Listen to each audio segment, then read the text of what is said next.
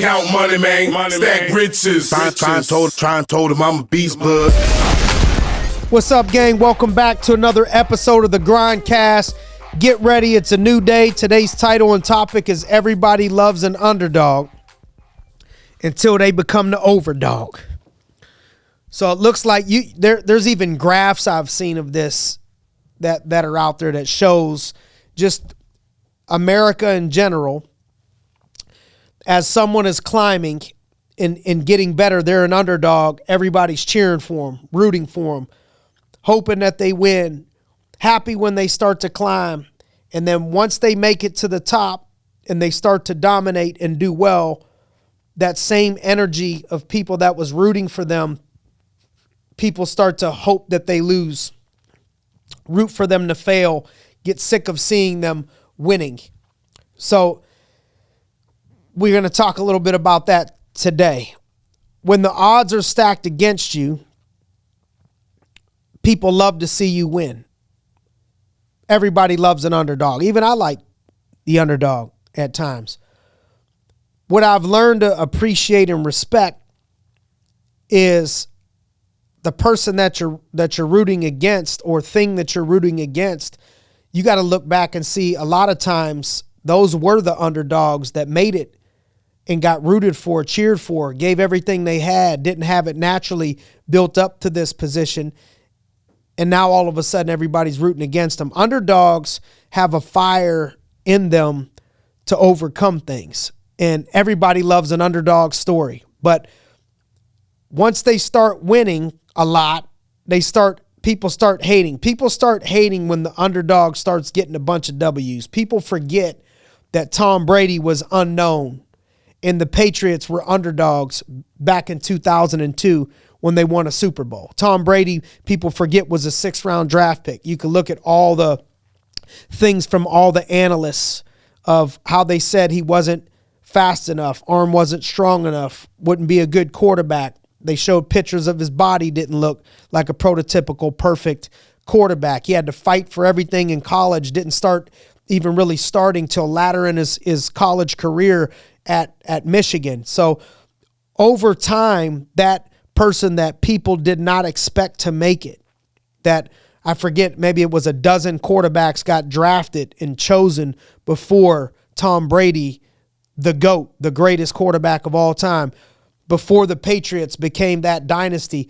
They became an NFL powerhouse and everyone got sick of them winning. And I am not a Patriots fan. I am a Cleveland Browns fan. I've been a Browns fan since I was a kid. My grandfather, rest in peace, gave me that curse in honor of being a Browns fan. And I've taken it personal to just stay loyal through the thick and thin, and it's typically very thin. But, you know, I know that before the 2014 season, the Golden State Warriors were underdogs, and they end up winning the championship, beating the Cavs in Game 6, which, you know, I was rooting for the Cavs. Now they're criticized for their play style and stacking their roster. And the Patriots were criticized all over the place.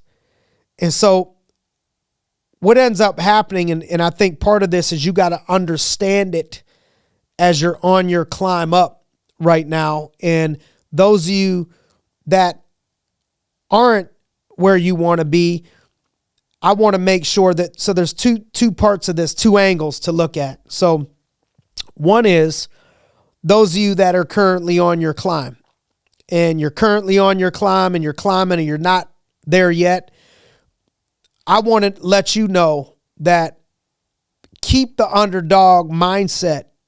You know, Jim Serace, one of my mentors, used to say, make yourself the underdog by the size of the fight that you choose, the size of the battle that you choose. You can constantly make yourself an underdog, keeping that mindset, keeping that mentality, which is what I think Tom Brady did even when he got to the top. That kept him hungry, you know, at the top. So those of you on that journey, you know, right now, let's put you in a category and say, as you're climbing, make a promise to yourself that you're not going to join the crowd and just become a hater on all the people that are at the top and just want to see everybody fail.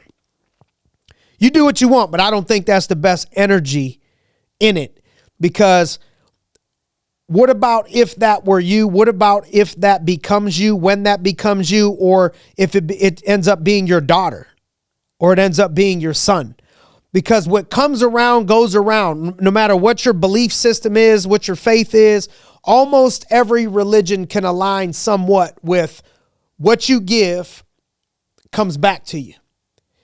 And even if it don't come directly back to you, it can come back to you and start to influence people that you care about and people in your sphere of influence. And so the karma that you throw out there as a hater, basically I'm saying, as you're climbing, try to make sure you're not tearing people down that are on top, rooting against everybody on the top, happy to see people fail.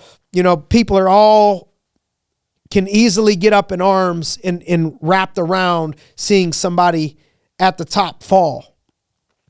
And so don't be a hater. Then the other part of it is, as you're on your climb, or if you already have made it on that climb and you're sitting at the top of the mountain, don't take it personal that people are hoping for you to lose now.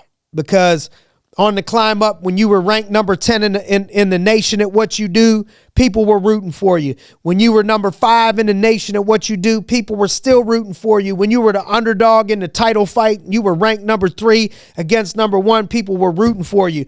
But then you became number 1 and you kept beating people and you kept beating people and you kept beating people and you keep defending your title, defending your belt, keep growing your business, and you're at the top and you're shining and you're blowing up.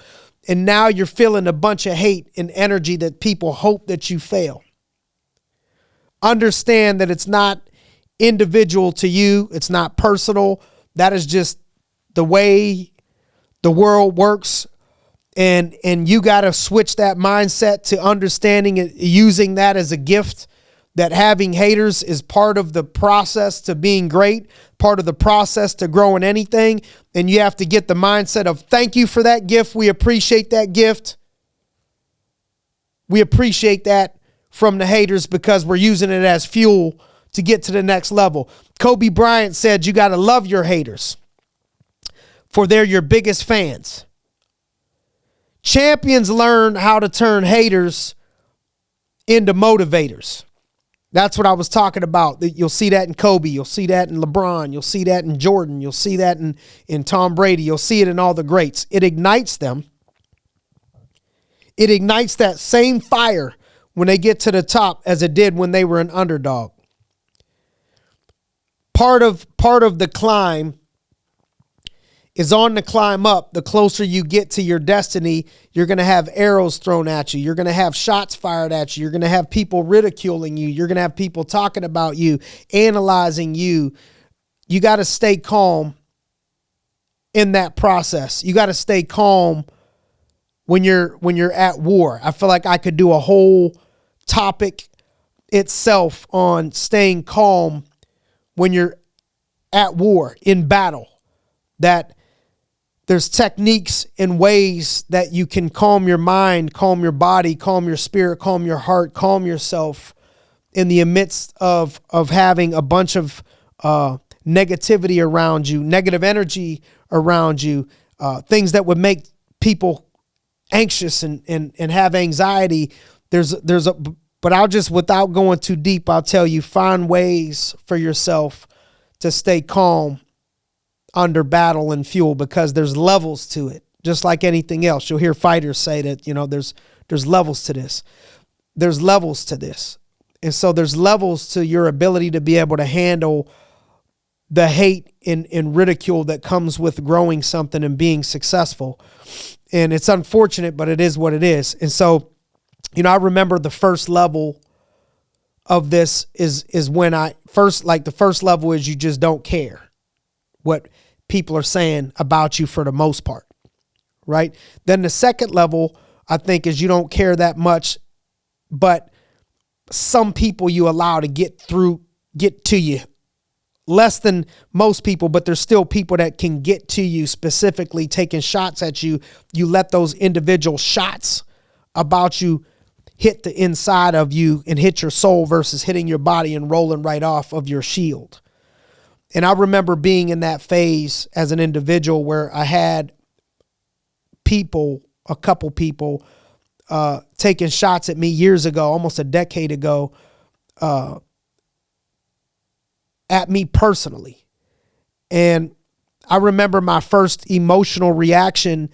It was evident to me that I was not where I thought I was from a developmental state with being able to control my anger, because my first reaction to that was to want to take things into my own hands, and saw the personal shot at me as a physical challenge almost. And I learned through that process that didn't happen, overnight, how it's really not about me. It's reflecting what is wrong with that person. And if the plan is anytime anybody wants to say anything about me or ridicule something about me, the plan is to go around and try to fight everybody, that would have to turn into my new career 365 days a year, because the more that I would look at people at the top, whether it was rappers, athletes, basketball players, football players, baseball players, anytime there was a post about them, somebody that was winning, that you could find in the comments, you could have a bunch of people that are supporting, but there was also a bunch of negativity and a bunch of people talking stuff. And I started to learn and look at professionals and imagine myself and say, look, imagine LeBron James going to play at an away stadium that there's 70,000 people or 50,000 people and there's signs booing LeBron, somebody saying something from 10 levels up. Hey, something about his mama, or something about this, or something about his haircut, or something about his game, or something he didn't do. And every time that happens, he's running up in the stands, into the crowd, wants to fist fight the person that's saying stuff. At some point, he had to get numb to the boos, to the noise, understand as a professional that these people are paying for tickets to watch you do what you love to do, that are being paid a lot to do what you love to do, and they're just in the stands ridiculing you. That's part of being a professional. And so there's levels to things that'll start to happen, and each level on the way up for you is going to be the test that you pass that's going to strengthen you to get you prepared for the next moment, And typically, most of the time, it's very rare that you find a hater that is doing better than you, doing better than the person that they're hating on.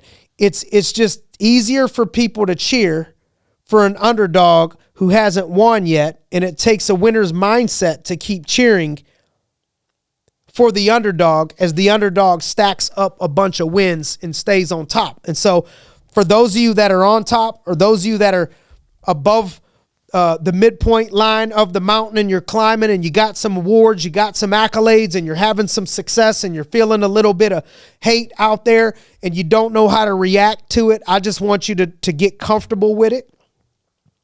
Mentally get at peace with it. You got to start to not care what people got to say as much, and we're human, right? But each phase will prepare you for the next level. All I can think of is, if I were the president of the United States, which would be a long shot right now, right? But if I were the president of the United States of America, 50% of the country would hate me. 50% of the country would like me. I could probably at best hope to get to a 70-30. I don't know how many presidents ended up with a 100% success ratio. Typically, what I know about the presidents is people are trying to kill them. We've had presidents assassinated. I think it comes with the job. Everybody knows that you better have some security because there's people outside the country trying to kill you. But there's probably even more people inside your own country that are trying to kill you. Even if 80% of the people love you, 20% of the people are going to hate you. No matter what you do, once you make it to the top, once you're in that position of influence and success, you look up anything, they hated Jesus. They hated Mother Teresa. There was people that talked bad about Mother Teresa. There was people that talked bad about Martin Luther King. no matter what you do, those of you that are already there, that are on your way there, understand that it's an impossible goal to expect for everyone to like you and talk positively about you and support you. That part of greatness and moving into the next phase is that each phase comes with a little bit more scrutiny. That you can do 98 things right and 2 things wrong, and people are going to point at those 2 things wrong on you. Get comfortable with it. Get to having peace with it. And it starts with taking care of yourself, knowing what brings you to a sense of peace. You got to be comfortable with who you are, how you live your life.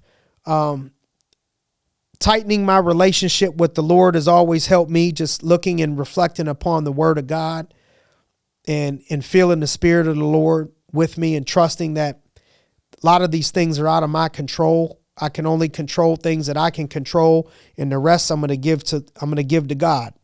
And that's going to be between you and him, because I can't control everything. It doesn't mean that everybody that points a flaw out in you or says something bad about you is always under the category of hater either, because you can use haters to show you, point things in your life that you need to do better. But there's also people that aren't necessarily hating on you that'll point things out that you can do better in your life or in your business. And those things, if you're open-minded, you can't put everybody into the category of hater that doesn't agree with everything that you do or says something, because those are areas that people can point out flaws of yours that you can look at, and almost you want to look internally and digest it first and say, well, is it true? Because if there's parts of it that's true, you can internalize it and say, well, maybe I can and change that part of my game or change that part of my life. Or they might not be wrong necessarily in that. But just remember, everybody loves an underdog until they become the overdog. Okay. So the haters out there, admit it, acknowledge it, and flip to the other side. Start to root for other people and root for the people that were already underdogs that are on top. And those of you guys that are on the climb and already on top, be encouraged that you're not alone. Get comfortable at it, because I'd imagine for you, whatever 3 levels up looks like for you, whatever your vision is going to come with a little bit more. So this is just a setup to prepare you, develop your calluses on your body, on your spirit, on your mind, to get you prepared for the next level. But I think that all things are possible. Okay, with God, all things are possible. And if you're called for greatness, it's part of the job. It should come with the job description of whatever you're trying to do big, is that there's going to be these things that happen, and don't let it stop you. All right. So thanks for joining us on another episode of the GRINDcast. Get ready. It's a new day.